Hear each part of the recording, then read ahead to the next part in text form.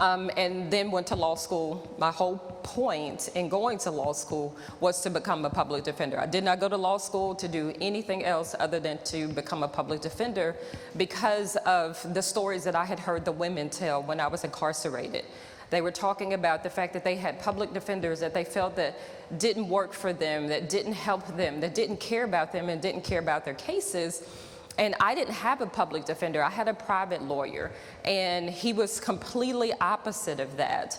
And so I said that I wanted to be able to give the same level of representation that I had gotten from my private lawyer to folks who couldn't pay for it.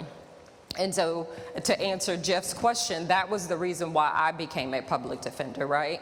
But also, you know, it provided me with a unique perspective where I have been both defendant and defender, and to be able to talk about this from that particular lens. And so, you know, I usually talk about this like on the, you know, outside looking in, and I'll get to the next slide, and there's a song there that relates to that.